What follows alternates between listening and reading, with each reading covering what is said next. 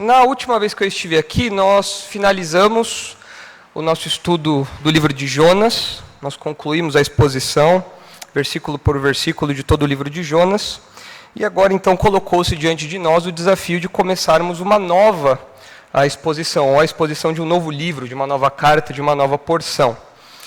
E dentre as 66 opções que nós temos na nossa Bíblia, já descontados os livros que os outros pastores estão expondo, cada um no seu contexto, eu escolhi expor com os irmãos, trabalhar com os irmãos a carta de Tiago. As moças do Darash já estão estudando Tiago de modo panorâmico, não de modo detalhado, versículo por versículo, como nós faremos, é um estudo panorâmico. A cada uma reunião, a cada 2 reuniões que nós fazemos com as moças, só com as moças, nós cobrimos um capítulo. Então é uma visão bem panorâmica do livro, não é tão detalhada. O Darash, para os irmãos entenderem, a nossa reunião de jovens, tem aquele programa que abrange homens e mulheres, moças e rapazes, mas nós também temos bimestralmente, mais ou menos, um encontro com os rapazes, onde estamos estudando a respeito de finanças, o que a Bíblia fala sobre finanças, e com as moças estamos estudando a carta de Tiago desse modo mais panorâmico. Então as moças vão ter aí a oportunidade de estudar Tiago de modo geral e de modo específico também. Certamente com as moças esse estudo panorâmico vai terminar primeiro. Mas hoje então nós vamos começar a estudar Tiago, uma carta que fica ali no finalzinho da nossa Bíblia, muitas vezes esquecida por nós. Nós sabemos que Tiago existe, lá no fundo da nossa memória, nós sabemos que ela está lá em algum lugar, mas nós muitas vezes não nos atentamos aos detalhes da carta de Tiago, a riqueza, a preciosidade dessa carta. E hoje nós vamos apenas introduzir esse estudo, essa exposição, que vai tomar aí algumas oportunidades que eu estiver aqui, nos domingos à noite. Nós vamos ficar apenas no versículo 1 e terminar o versículo 1, se for possível. Okay? Então vamos ler aí o versículo 1, para nós introduzirmos, começarmos a nossa exposição de Tiago. Então Tiago 1:1 diz assim: Tiago, servo de Deus e do Senhor Jesus Cristo, às 12 tribos que se encontram na dispersão. Saudações. Vamos parar por aqui nessa noite. Eu me lembro quando eu era adolescente, todo adolescente tem essa fase da vida em que você se preocupa muito com o que os outros pensam sobre você, com a visão que as pessoas têm sobre você. E você, adolescente, quer ser alguém descolado, alguém aceito pelo grupo, alguém que os outros têm alta conta, alguém que se destaca por alguma coisa. Todo adolescente passa por isso e comigo não foi diferente. Especialmente quando você chega naquela fase do grupinho das moças, do grupinho dos rapazes, os rapazes querem saber o que as moças pensam deles e assim por diante. Aí eu me lembro de um período que hoje eu lembro e dou risada, na época era um martírio. Aí eu me lembro que acontecia eventualmente de eu tentar colher algumas informações sobre quais eram as opiniões das pessoas ali a meu respeito, né, como adolescente. E especialmente qual era a opinião do grupo feminino a respeito disso, né? Aquela fase dos adolescentes de ter as suas paixonites, aquela fase toda. E eu me lembro que era muito comum acontecer a seguinte comparação. Perguntavam, né, para as pessoas assim: o que você acha de fulano? Fulano é forte. O que você acha de Beltrano? Beltrano se veste bem, né, sempre elegante. O que você acha de Ciclano? Ciclano é alto, né, grande, quando ele chega todo mundo percebe. E o Nicolas, o que você acha do Nicolas? Ele é esforçado. E durante muito tempo eu fiquei com raiva dessa palavra, esforçado. Hoje eu já não tenho mais isso, só não me chamem de esforçado. Eu ficava, peraí, o cara é alto, outro cara é bonito, outro cara se veste bem, outro cara é forte e eu sou esforçado. Que tipo de adjetivo é esse? Que tipo de elogio é esse? Então essa palavra é uma palavra que me perseguiu durante muito tempo. Eu falava, se tem algo que você não deve falar para mim, é que eu sou esforçado. Fale tudo, menos que eu sou esforçado. É claro que isso aí passou, a fase da adolescência passou e essa neura, essa preocupação, adolescente ficou para trás. Mas fazendo um paralelo dessa realidade com a carta de Tiago, quando a gente olha para as outras cartas, para os outros livros do Novo Testamento, talvez nós façamos uma comparação injusta desse tipo. Quando nós olhamos para Romanos, nós falamos, o que você lembra de Romanos? A grandiosa doutrina da justificação pela fé. Quando você vê Hebreus, o que você lembra de Hebreus? A grandiosa galeria dos heróis da fé.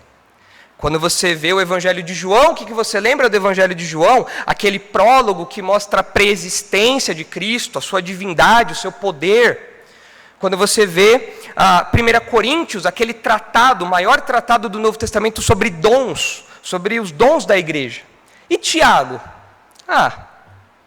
Tiago é esforçado. Tiago fala de acepção de pessoas, fala da língua, dos cuidados com a língua, da importância da perseverança.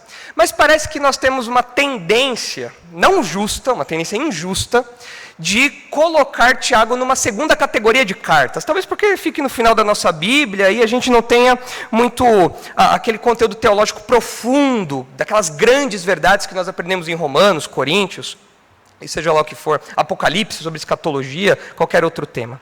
Mas nós não podemos nos deixar enganar. Tiago não é um livro esforçado. Tiago não é uma carta esforçada. Tiago está aqui na nossa Bíblia e tem um papel muito especial.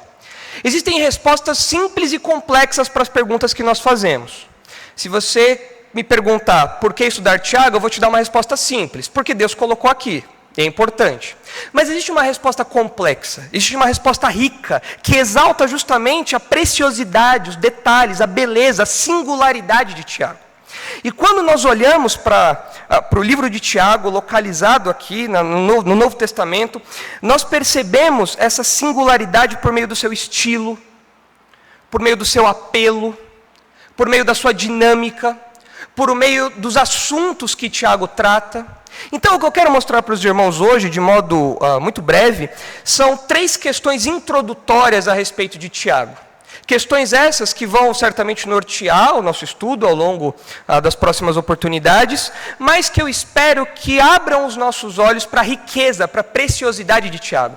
Para que Tiago não seja um livro esforçado, não seja uma carta esforçada, mas seja uma carta que ocupa no Novo Testamento uma posição especial, um papel de destaque, um protagonismo singular aqui no que Tiago aborda. Já que muitos temas que Tiago aborda, ele aborda de uma maneira própria, de uma maneira exclusiva, de uma maneira muito interessante, que se destaca quando comparados com os outros livros do Novo Testamento. Quais são as 3 questões introdutórias que nós veremos aqui hoje, estudando Tiago? Nós veremos aqui, por que estudar Tiago? Segunda pergunta, a segunda questão introdutória, quem foi Tiago? Quem é o autor dessa carta que nós estudaremos? E que se identifica logo no começo da sua autoria, da sua escrita. Em terceiro lugar, a terceira questão introdutória, para quem Tiago escreveu? Por que estudar Tiago? Quem foi Tiago e para quem Tiago escreveu? Então vamos avaliar aí essas 3 questões introdutórias, vamos caminhar nelas, os irmãos vão me acompanhando, e eu creio que nós, nessa introdução, conseguiremos já destacar esses valores de Tiago que eu mencionei. Vamos começar então falando sobre por que estudar Tiago, por que nós deveríamos dedicar o tempo para estudar Tiago. Existe a resposta curta, como eu disse, está na Bíblia, Deus colocou aqui, é a palavra de Deus, tem um valor intrínseco aqui, é algo divino, é a palavra do próprio Deus, merece a nossa atenção, merece o nosso estudo. Mas quando nós olhamos com mais atenção, dando agora uma resposta complexa, uma resposta mais completa, uma resposta mais geral, uma resposta mais robusta, nós percebemos que estudar Tiago é importante por várias razões. Em primeiro lugar, é importante nós estudarmos Tiago porque Tiago tem uma relevância singular para a compreensão da cultura eclesiástica, da mentalidade, dos dilemas e dos desafios dos crentes da igreja primitiva. Quando nós lemos o livro de Atos, que estamos estudando com o pastor Marcos pela manhã, nós vemos a igreja crescendo. Nós vemos a igreja nascendo e a igreja crescendo, dando ali os seus primeiros passos, caminhando como um bebezinho que vai crescendo, engatinhando e vai amadurecendo. E nós aprendemos como era a vida dos crentes daquela época por meio de Atos. Mas, quando nós damos especial atenção à carta de Tiago, nós percebemos um pouco de como era a vida dessas pessoas também. É claro, todas as cartas do Novo Testamento estão limitadas ali ao 1º século. Nos dão esse panorama de como era a vida, o dilema, os problemas, os desafios, a mentalidade, a cultura da igreja e tudo mais. Porém, Tiago é pioneiro ao escrever a sua carta. Porque Tiago foi a primeira carta do Novo Testamento a ser escrita. Parece que Tiago foi escrito mais ou menos a carta de Tiago foi escrita mais ou menos entre os anos 45 e 49 depois de Cristo. É algo muito próximo da fundação da igreja, do início da igreja. Então, quando nós vemos ali o livro de Atos, que cobre uma boa parte do desenvolvimento da igreja, quando nós vemos as cartas de Paulo, que avançam, as epístolas de João, que mostram ali, cobrem boa parte do crescimento da igreja no primeiro século, nós aprendemos muita coisa, mas Tiago é a primeira carta. Tiago está localizado, foi escrita, no momento em que a igreja não tinha nem 20 anos ainda. A igreja estava caminhando para a sua segunda década. E nós percebemos isso, por exemplo, porque Tiago tem um sabor judaico em seu estilo. O que eu quero dizer com isso? Olhem, por exemplo, o capítulo 2, os versículos 2 e 3. O que eu quero dizer com o sabor judaico de Tiago? Quando nós olhamos para Tiago, nós percebemos um tempero, ou um tompeiro, para aqueles que acompanham aí Masterchef, esses programas, é um tompeiro judaico na sua liturgia. O modo como Tiago descreve a liturgia, o modo como Tiago descreve o dia a dia ali dos crentes, tem um palavreado, tem uma mentalidade, tem um estilo judaico. Parece que estamos aqui visualizando um processo de transição de uma religião judaica, do judaísmo, de uma cultura marcadamente, exclusivamente judaica, para, no decorrer da igreja, experimentarmos uma cultura cristã, que se estabelece ao longo das cartas de Paulo, ao longo do livro de Atos e assim por diante. Vejam aí Tiago 2, 2 e 3, olha só. Se, portanto, entrar na vossa sinagoga, talvez algumas versões tragam aí reunião.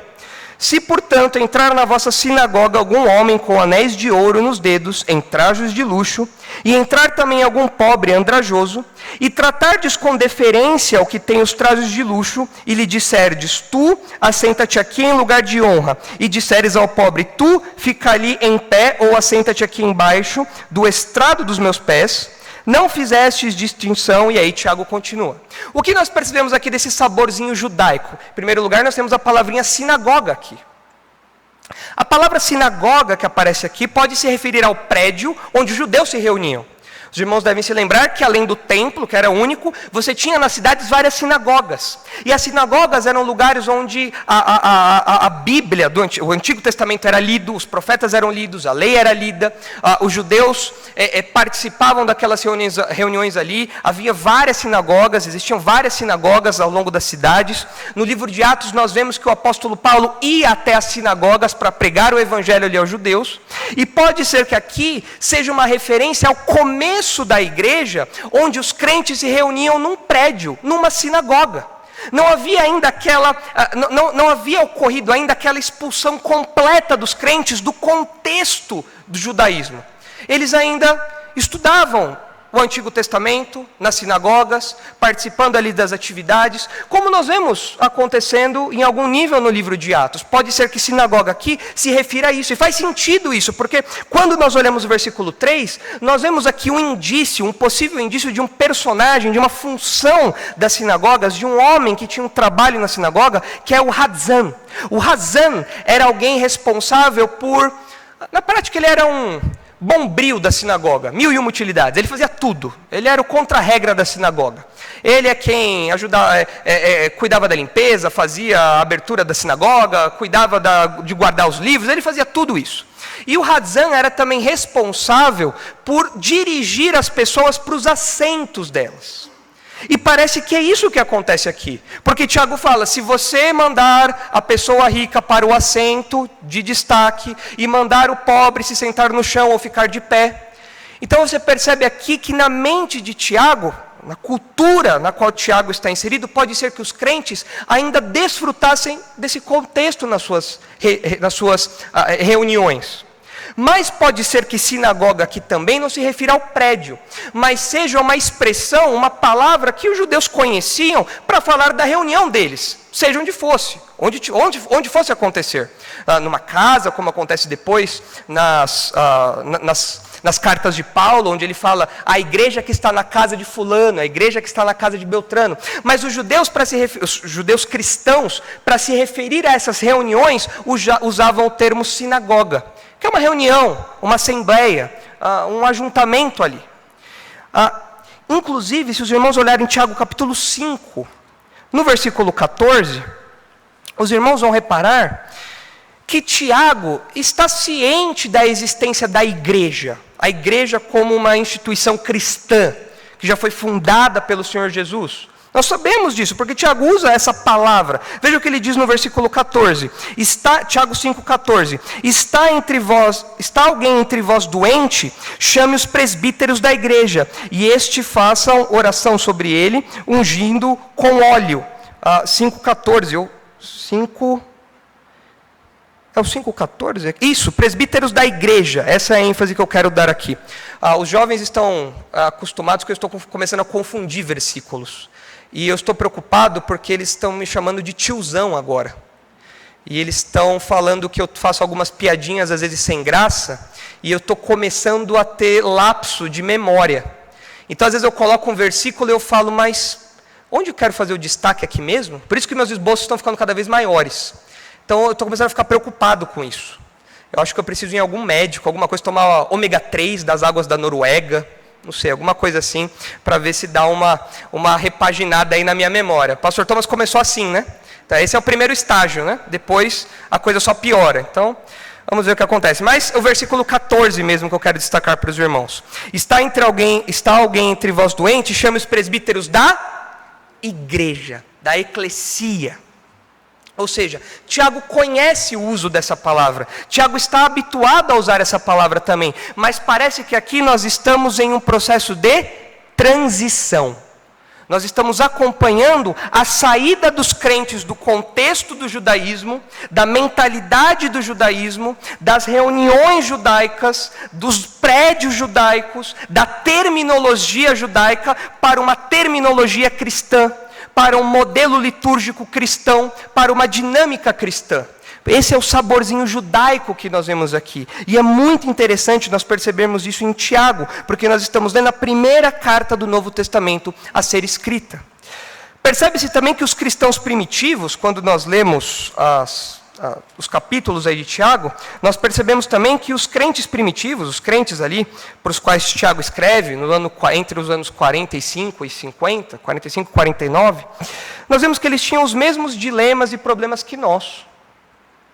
Apesar de nós termos um abismo de pouco menos de 2000 anos aí, nós temos os mesmos dilemas, os mesmos problemas que Tiago apresenta, de modo muito prático.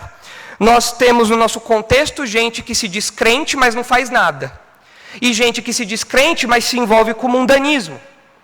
Nós temos em nossa igreja, na nossa realidade cristã, irmãos que precisam vencer a ira. Tiago fala de ira, e naquele contexto já existia a necessidade de você vencer a ira. Os crentes sempre precisaram lutar contra a ira.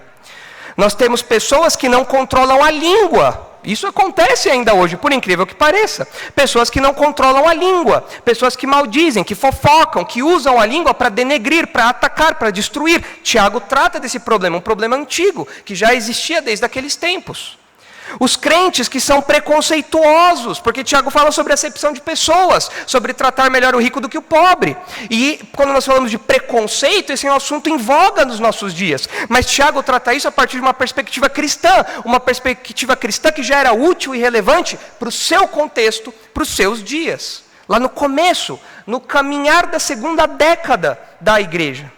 Os poderosos que enriquecem por meio da injustiça e os trabalhadores que ficam à míngua esperando algum tipo de justiça acontecer, como nós vemos aí no capítulo 5, onde Tiago repreende os ricos.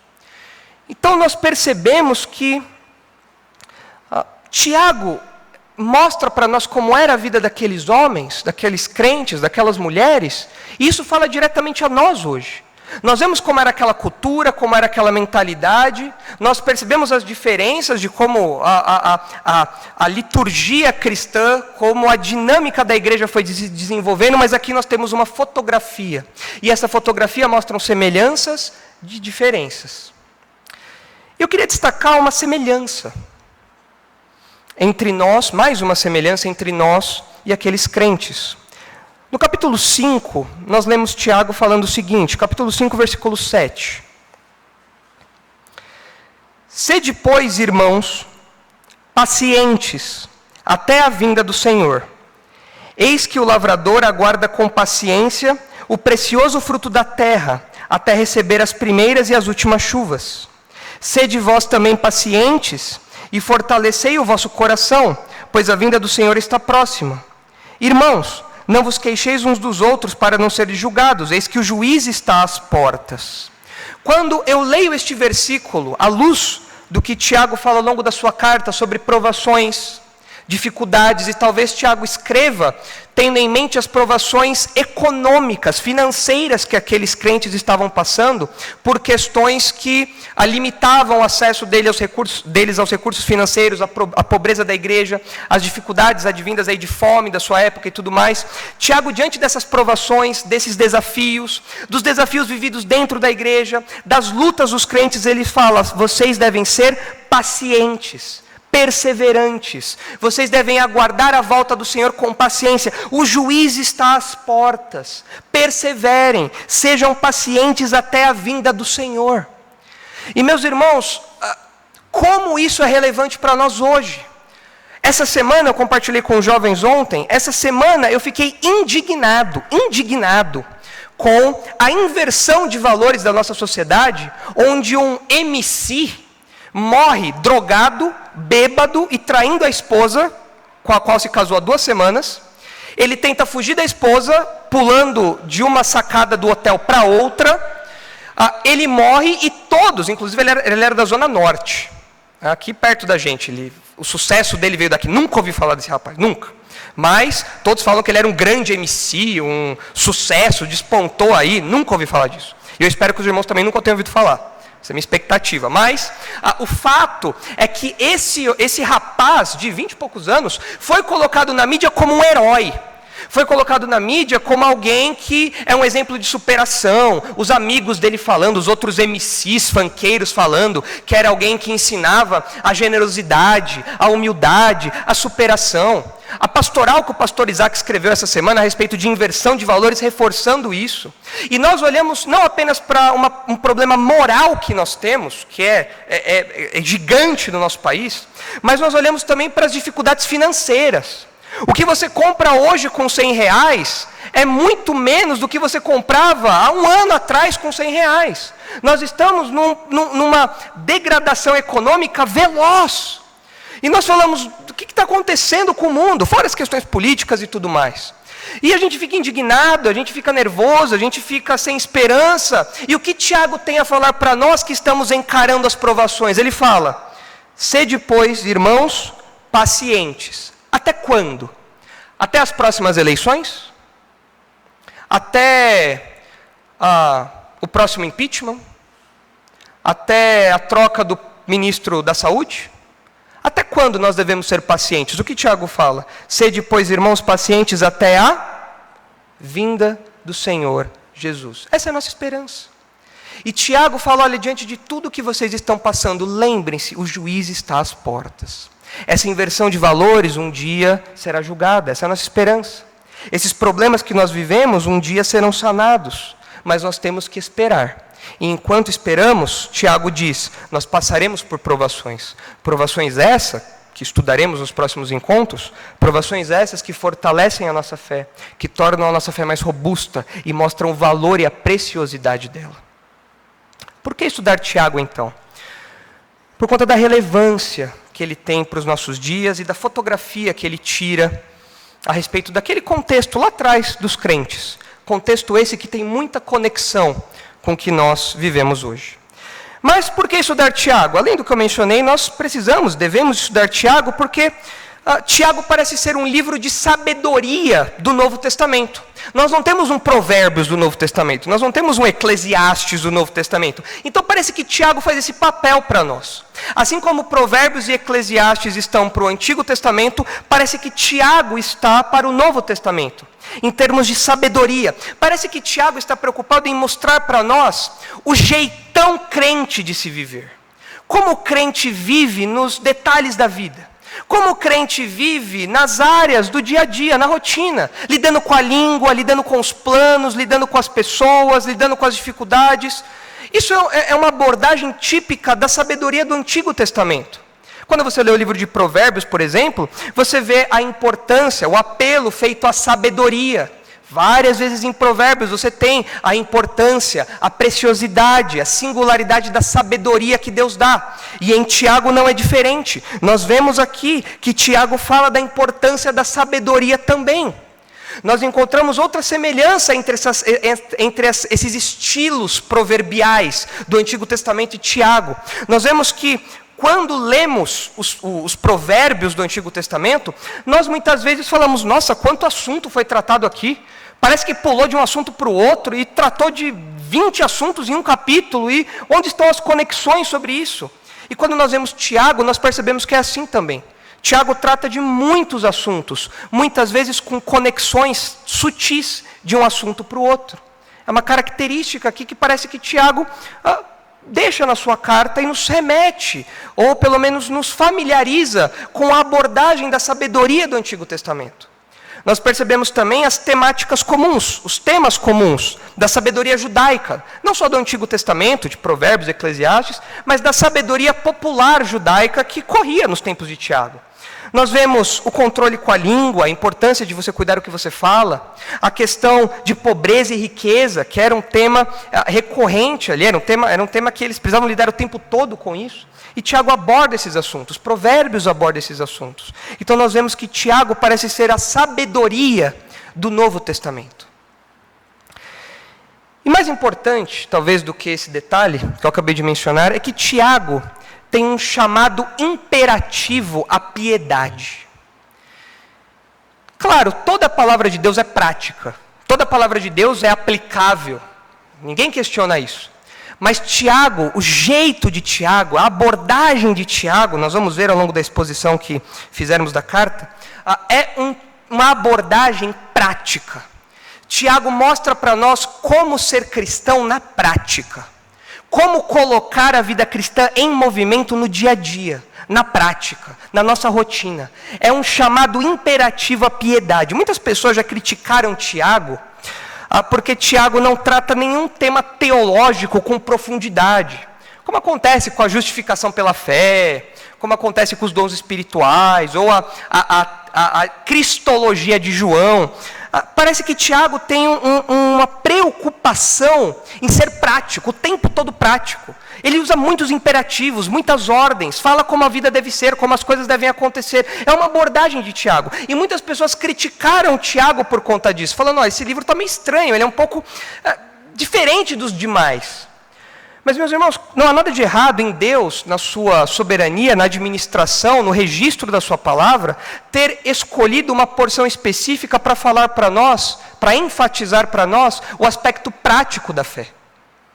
Afinal de contas, quando a gente vê a produção do apóstolo Paulo, a gente vê que Deus reservou uma carta para falar só sobre perdão, a carta de Filemão, que nós já estudamos aqui. Por que então Deus não poderia reservar ali uma porção para falar de aspectos práticos, para enfatizar aspectos práticos da fé, como Tiago faz aqui? Não há nada de errado com isso. E nós percebemos que isso, na verdade, é um presente, é uma dádiva de Deus. Nós vemos que a fé cristã não é apenas uma elucubração de verdades abstratas. Não é algo que fica apenas no campo das ideias. Não são aquelas verdades teológicas que ficam apenas nos livros, nas estantes, nas prateleiras, e ficam ali e não vão para a prática, não vão para o dia a dia, não vão para a nossa rotina, não. Tiago mostra para nós, a posição de Tiago na nossa Bíblia mostra para nós que a vida cristã é prática, ela não é apenas cognitiva. Ela envolve fazer e não apenas saber. E Tiago deixa isso muito claro para nós. E é importante que nós lembremos disso, porque nos nossos dias parece que há um ataque às expressões práticas da fé. Parece que há um ataque às expressões práticas de piedade. Você ser um crente não significa mais você se livrar do pecado, você abandonar algum comportamento, você não falar determinado palavreado, você não ir a determinado lugar. Há uma tendência nos nossos dias de falar que o crente pode fazer o que ele quiser. Você pode fazer o que você quiser, ir onde você quiser, falar o que você quiser, não há problema nenhum, isso não compromete a sua santidade. Mas para Tiago não é assim. Inclusive, se os irmãos olharem Tiago capítulo 4, os irmãos verão que uma das ênfases que Tiago dá é a respeito do compromisso integral que os crentes devem ter com Deus. Nós não podemos ter um compromisso parcial. Nós não podemos ter um compromisso de algumas partes da nossa vida e outras nós vivemos do jeito que bem entendermos. Não, Tiago enfatiza, o compromisso é parcial, é integral, não parcial. Vejam Tiago 4, versículo 1. De onde procedem guerras e contendas que há entre vós? De onde, senão dos prazeres que militam na vossa carne? Cobiçais e nada tendes, matais e invejais e nada podeis obter. Viveis a lutar e a fazer guerras, nada tendes porque não pedis. Pedis e não recebeis porque pedis mal, para esbanjares em vossos prazeres. Infiéis, adúlteros, não compreendeis que a amizade do mundo é inimiga de Deus? Aquele, pois, que quiser ser amigo do mundo, constitui-se inimigo de Deus.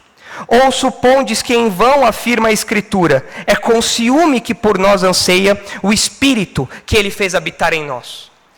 Tiago está falando, o compromisso com Deus deve ser integral. Qualquer mínimo de amizade com o mundo se constitui uma completa inimizade com Deus, uma completa oposição a Deus. E como é diferente o ensino de Tiago do que nós vemos hoje nas igrejas? Eu trouxe aqui para ilustrar isso, eu trouxe aqui o trecho de uma pregação de um pastor que infelizmente é batista e se tornou conhecido, por conta das suas polêmicas também, mas o pastor Ed Renekiewicz, nós conhecemos ele, os irmãos devem ter ouvido falar das polêmicas que ele se envolve, sobre atualizar a Bíblia, tudo esse tipo de coisa. Em um sermão que ele pregou em 2018, se não me engano, ele disse o seguinte a respeito de santidade. Vejam o que ele diz. Isso está disponível na internet, os irmãos podem ver. Não precisa ver. Se os irmãos quiserem ver, pode ver. Mas os irmãos vão ficar com raiva. Então, diz assim a pregação dele. A santidade é essa consciência de que Jesus está em mim. Ele está aqui. E não interessa o que eu estou fazendo. Se eu estou enchendo a cara, se eu estou cheirando mais uma carreira, se eu estou na cama errada, se eu estou com dinheiro errado no meu bolso, se eu estou mentindo, se eu estou cheio de cobiça, se eu estou cheio de inveja, se eu estou cheio de amargura, de ódio, se eu quero vingança, não interessa. Jesus está aqui comigo, porque Ele veio para mim, Ele se revelou para mim, e quando Ele entranhou a vida dele na minha, não tem como tirar isso. A santidade é essa consciência de que Jesus está aqui comigo agora. Amém? Não? Não importa o que eu estou fazendo. Se eu estou enchendo a cara, se eu estou cheirando mais uma carreira, se eu estou na cama errada, se eu estou com dinheiro errado no meu bolso, se eu estou mentindo, cheio de cobiça, cheio de inveja, não tem problema. Santidade é uma consciência. Isso, irmãos, não se assustem. Melhor, se assustem, claro. Mas isso não é nada novo diante de um homem que sempre fala essas polêmicas. Não é de se espantar que isso venha dele. Mas não é de se espantar que isso venha da teologia liberal que ele abraça. Ele não admite, mas ele abraça uma teologia liberal na prática. A teologia liberal que esvazia a Bíblia dos seus contornos absolutos.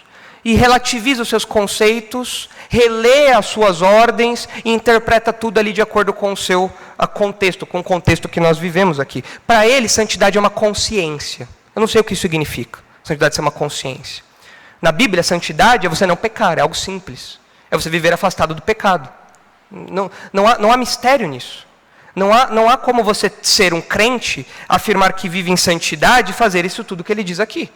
Você não está vivendo em santidade. E Tiago fala, o compromisso do crente é integral.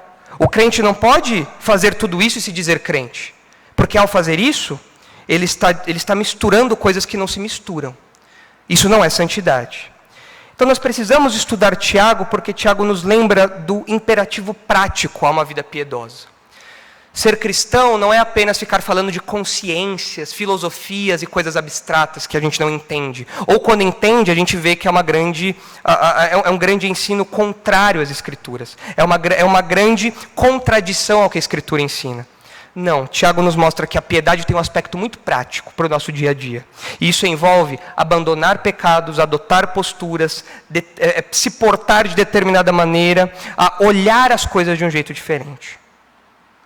Essa foi a nossa primeira pergunta, por que estudar Tiago? E eu espero que eu tenha, com essa questão introdutória, apresentado aos irmãos um panorama disso, da importância desse livro para nós hoje. A nossa segunda pergunta é: quem foi Tiago? Quem foi esse Tiago que escreve essa carta aqui? E talvez surpreenda os irmãos saber que Tiago, na verdade, é uma tradução que chegou até nós. Porque, na verdade, o nome de Tiago talvez fosse mais perto de Jacó. Mas por conta de traduções, por conta das traduções que chegaram até nós, nós tivemos aqui o nome de Tiago. E não há problema nenhum nisso. É uma tradução, assim como se você for nos Estados Unidos, você vai ler Tiago como James. Não tem nada a ver com Tiago, não tem nada a ver com Jacó também, mas enfim, você tem uma relação aí, uma tradução que chegou até nós. E Jacó era um nome extremamente comum, os irmãos já podem imaginar por quê, porque é o nome do patriarca ali, então todos os pais queriam colocar o nome de Enzo, de patriarca, né? De Jacó nos seus filhos, né? Enzo, esses nomes que são populares nos nossos dias, né? Eu conheço vários Enzos agora nascendo, né? Não tem nada de errado com o nome Enzo, só é um nome popular. Assim como tempos atrás a gente falava de Maria, José, esses nomes assim. Jacó era um nome popular. Quando você passava na maternidade de Jerusalém, você via lá vários Jacós. Vários Jacó. Tinha lá o Jacó, a guirlandinha lá do Jacó, estava lá o nome Jacole. Por quê? Porque era o nome de um patriarca, era um nome popular no contexto judaico.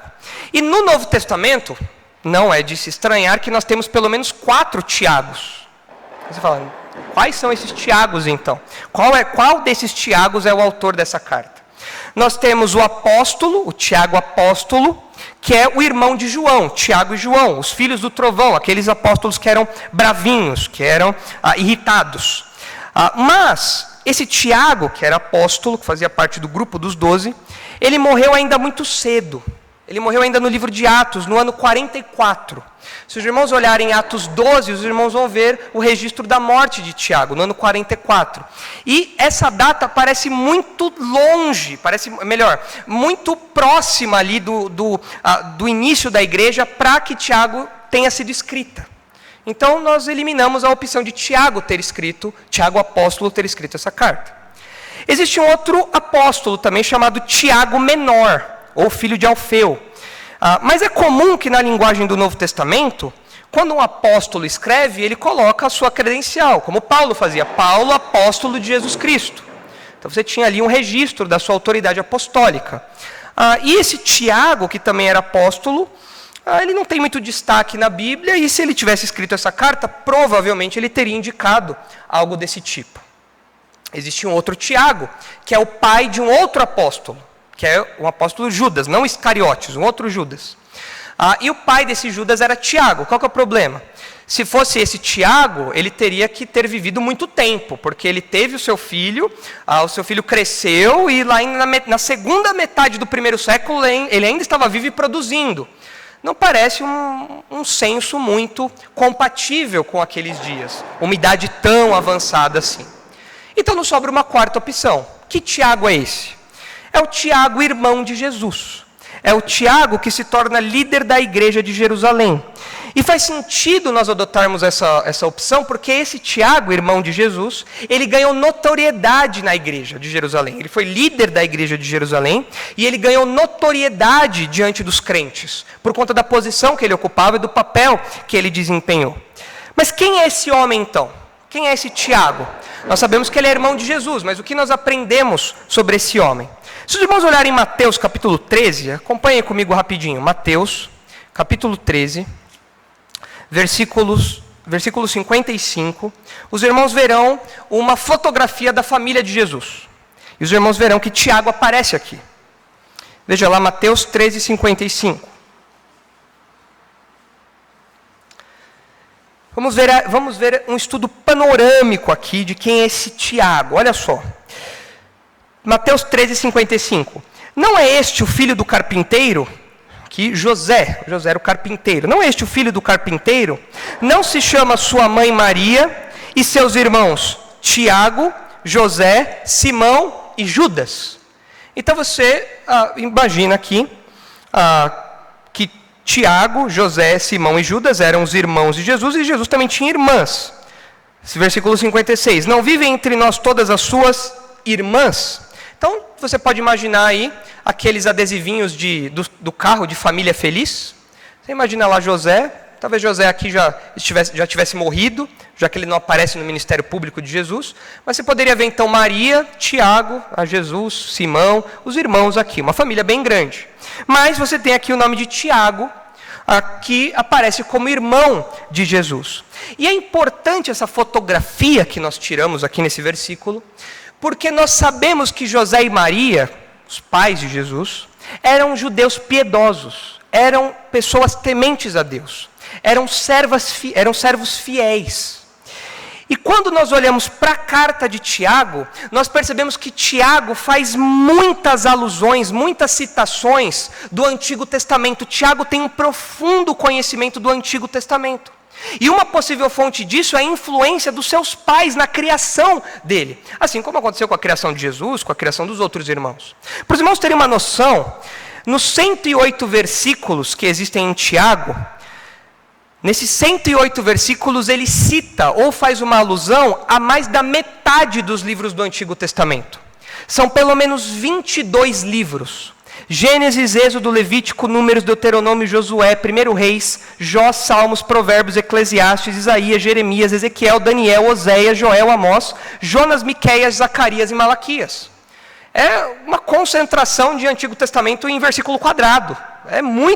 São muitos livros que Tiago cita, direta ou indiretamente, remetendo a algum conceito, fazendo uma citação direta e assim por diante. Então nós vemos que ele conhecia do Antigo Testamento, talvez por influência aqui da criação dos seus pais, já que José e Maria eram judeus piedosos, tementes a Deus.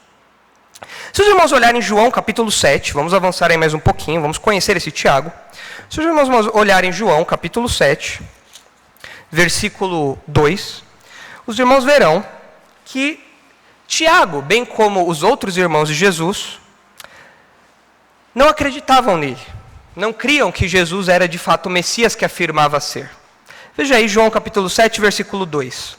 Ora, a festa dos judeus, chamada de festa dos tabernáculos, estava próxima. Dirigiram-se, pois, a ele os seus irmãos e lhe disseram: deixa este lugar e vai para a Judeia, para que também os teus discípulos vejam as obras que fazes. Porque ninguém há que procure ser conhecido em público e, contudo, realize os seus feitos em oculto. Se fazes estas coisas, manifesta-te ao mundo, pois nem mesmo seus irmãos criam nele. Tiago não acreditava que Jesus era o Messias. Tiago desacreditava Jesus. E aqui há um desafio. Você não é o Messias? Então vai lá na festa. Faz os milagres para todo mundo. Aí os irmãos de Jesus não acreditavam nele. E ao que parece, Tiago estava nessa lista aqui desses irmãos. Depois, nós não vamos ver aqui todos os versículos, mas eu vou citar para os irmãos. Em Marcos capítulo 3, nós vemos os familiares de Jesus procurando Jesus porque querem prendê-lo, porque acham que Jesus está fora de si. Depois, em 1 Coríntios capítulo 15, esse sim, nós devemos abrir ali rapidamente. 1 Coríntios capítulo 15, nós vemos o relato das aparições do Cristo ressurreto. E nós temos uma menção específica a um homem, que vejam só, é Tiago. 1 Coríntios 15, versículo 3. Antes de tudo vos entreguei o que também recebi, que Cristo morreu pelos nossos pecados, segundo as Escrituras, e que foi sepultado e ressuscitou ao terceiro dia, segundo as Escrituras. E apareceu a Cefas e depois aos 12. Depois foi visto por mais de 500 irmãos de uma só vez, dos quais a maioria sobrevive até agora, porém alguns já dormem. Depois foi visto por Tiago. Alguns dizem que talvez esse tenha sido o momento da conversão de Tiago. Nós não sabemos, a Bíblia não diz. Mas poderia bem ser aqui o momento da sua conversão, quando Cristo aparece ressurreto especificamente para Tiago. Depois, quando nós vamos para o livro de Atos, Atos capítulo 1, versículo 14, nós percebemos que estão aguardando a vinda do Espírito Santo em Jerusalém, os discípulos de Jesus, mas também os seus irmãos. Em Atos capítulo 1. Veja lá, Atos capítulo 1, versículo 14.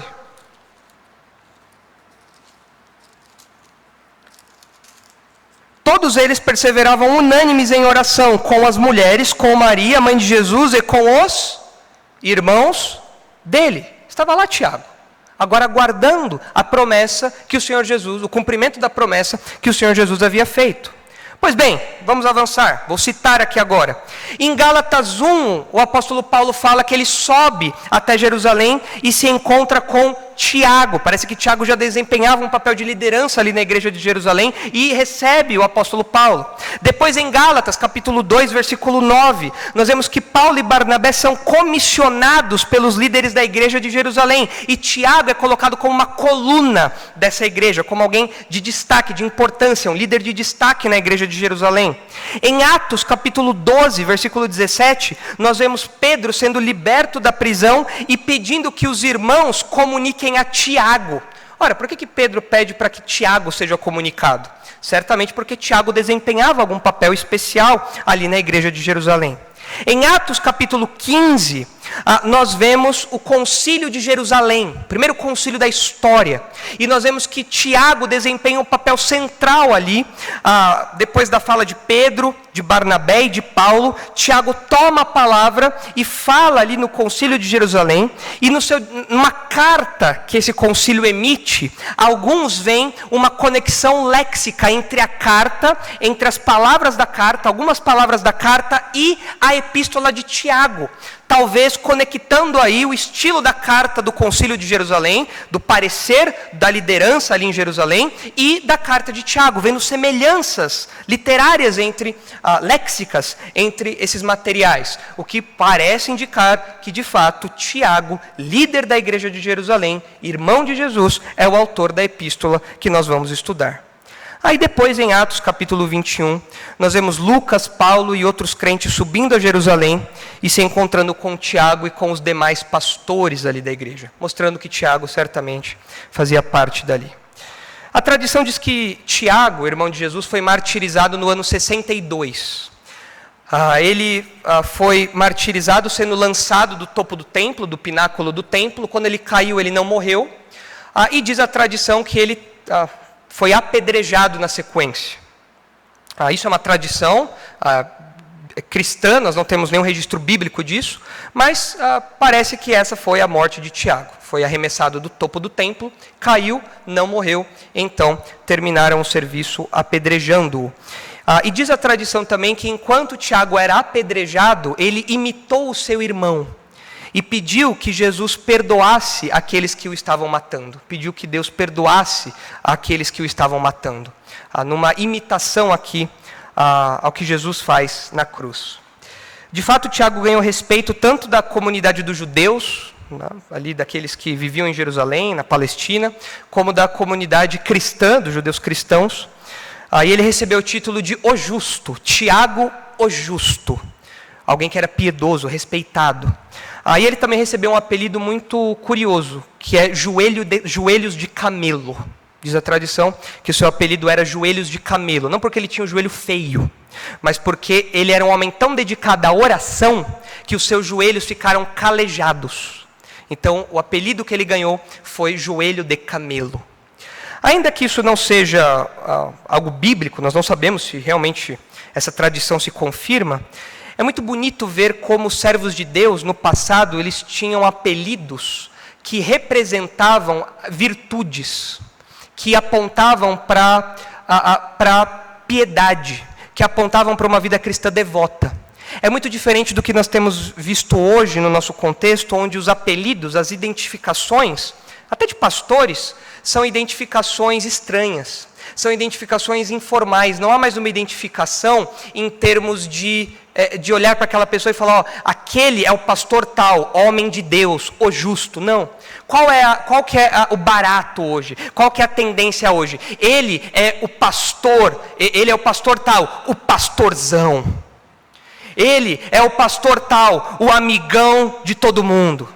Ele é o líder tal, o descolado. Há de novo uma inversão aqui de valores agora dentro da igreja, onde nós vemos que as virtudes não são mais exaltadas e aquilo que é algo fútil, até em um certo sentido, algo banal, algo que não acrescenta em nada, algo que não destaca aspectos da vida cristã relevantes, que não servem como exemplo. Qual que é o exemplo que eu tiro de alguém que se refere a si mesmo desse jeito? Isso para não citar os outros exemplos que são terríveis. Infelizmente, nos debates que eu e o pastor Isaac vamos, a gente é exposto a algumas coisas que, meus irmãos, é triste de ver.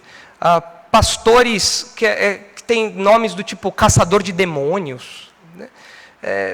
Você fala, então, de onde vem esse tipo de coisa? De onde não se destacam mais as virtudes dos servos de Deus, como acontece aqui com Tiago, o justo, ou Tiago, joelhos de camelo. Vamos voltar lá para Tiago, para finalizar aqui o nosso ponto. Quem é Tiago? Nós já vimos aqui, o comecinho do versículo 1, quem é esse homem. E ele se refere a si mesmo como servo de Deus e do Senhor Jesus Cristo. Talvez o que mais chame a nossa atenção nessa saudação é o fato de que Tiago, em nenhum momento, dá uma carteirada. Tiago, em nenhum momento, usa o seu parentesco sanguíneo com Jesus para falar, olha, vocês têm que me ouvir porque eu sou irmão de Jesus. Eu tenho o mesmo sangue que corria em Jesus, está correndo em mim aqui também, então vocês devem me ouvir. Tiago não usa essa carteirada, ele não usa desse artifício. Ele se refere a si mesmo como um servo, como alguém que se submete ao Senhor Jesus. E é interessante nós percebemos, virei as páginas da sua Bíblia para Judas, outra carta escrita por um irmão de Jesus também. Judas, quando se refere a si mesmo, ele fala, Judas, servo de Jesus Cristo e irmão de Tiago. Mas ele não fala, o irmão de Jesus. Poderia, não haveria problema nenhum nisso. Mas parece que para esses homens não era aquele vínculo sanguíneo que era o maior, que era o mais importante. O que realmente deveria se destacar aos olhos dos outros quando lessem as suas cartas e vissem a sua saudação era o fato deles se identificarem como servos. Eu sou um servo do Senhor Jesus Cristo. Eles não dão carteiradas. E esse termo, servo de Deus, é um termo que, tanto no Antigo como no Novo Testamento, apontam para um compromisso total, para a obediência completa, para um serviço abnegado ao Senhor. Se trata de uma expressão, um título que aponta para uma fidelidade, que aponta para uma sujeição completa. É um título de honra e de privilégio. Eu sirvo ao Senhor Jesus Cristo. É uma honra isso. E Tiago expõe isso para que todos vejam. Assim como Judas faz também. Assim como o apóstolo Paulo faz também. É um privilégio ser servo de Deus e do Senhor Jesus Cristo. E quando Tiago coloca Deus e Senhor Jesus Cristo lado a lado, Tiago, aquele que não acreditava no Senhor Jesus, está falando, Jesus Cristo é Deus. Ele é Deus. Porque eu sirvo a Deus e ao Senhor Jesus Cristo. Não são duas divindades, é uma só. E o Senhor Jesus Cristo é Deus. Eu sirvo a este Deus, eu sirvo ao Senhor Jesus Cristo. Ele é quem merece ser adorado e obedecido. Meus irmãos, é muito bonito nós vermos essa evolução de Tiago. Quem é Tiago? É aquele irmão que, criado sob o mesmo teto que Jesus, não acreditava nas palavras dele. Não acreditava que Jesus era o Messias. Se opunha a ele. Mas que diante do tempo, diante da ação do Espírito Santo na vida daquele homem, diante do que o próprio Senhor Jesus fez na vida daquele homem, da ação de Deus na vida daquele homem, ele agora não é mais um incrédulo, ele agora não é mais um opositor, ele agora é um servo. Essa é a graça de Deus, que continua fazendo isso hoje, transformando opositores em servos. Foi isso que aconteceu na nossa experiência cristã. Nós éramos opositores, mas agora nós somos servos. Talvez você esteja aqui hoje, esteja nos ouvindo, ou vai nos ouvir depois, e você ainda seja como Tiago lá de Mateus. Você ainda seja como Tiago, que não acredita que Jesus é o Messias, que não acredita que ele morreu pelos nossos pecados, que não acredita nesse papo de vida eterna ou de inferno. Talvez você esteja nessa condição. Mas a minha oração é para que hoje, quando você assistir, ouvir essas palavras, você então seja transformado em um servo. E eu sei que Deus tem poder para fazer isso, porque fez isso na vida de Tiago, o irmão de Jesus. Transformou um opositor em servo. Se você é um opositor, a minha oração é que o Senhor Jesus transforme a sua vida, que o Senhor Jesus mude o seu status, que você creia nele como seu Salvador e como seu Senhor, e que você bata no peito e diga ao lado de Tiago, eu sou servo de Deus e do Senhor Jesus Cristo. Aí a nossa exposição termina com a terceira questão. Nós já vimos por que estudar Tiago, nós já vimos quem é Tiago, E agora nós veremos para quem Tiago escreveu. Que é muito simples, nós vemos aí no finalzinho do versículo 1. Tiago, servo de Deus e do Senhor Jesus Cristo, às 12 tribos que se encontram na dispersão, saudações. Quando Tiago fala aqui das 12 tribos, 12 tribos se referem é uma expressão que se refere aos judeus que viviam fora da Palestina. Algumas pessoas veem essa expressão aqui e falam o seguinte: Tiago aqui está fazendo uma referência à igreja, ao novo Israel de Deus. Porque a igreja agora ocupou no Novo Testamento, na Nova Aliança, a igreja ocupou o lugar que era de Israel. Então agora quando Tiago escreve as 12 tribos, ele está escrevendo a igreja.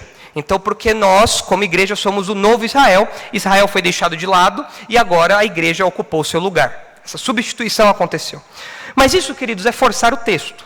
É forçar o texto e não há uma referência clara a isso. Porque por que nós falaríamos das 12 tribos como sendo a igreja? Não há uma conexão clara no Novo Testamento a respeito disso. Quando o Novo Testamento fala das 12 tribos, fala de Israel. É como você pegar as partes, a união das partes, para se referir ao todo. Eu falo dos estados brasileiros, mas estou me referindo ao Brasil. O que Tiago faz aqui é falar das 12 tribos como os judeus, aqueles que eram israelitas, aqueles que descendiam do povo judeu e que, ele nos diz, estão espalhados. Eles se encontram na dispersão. Ou seja, eram judeus que viviam fora da Palestina.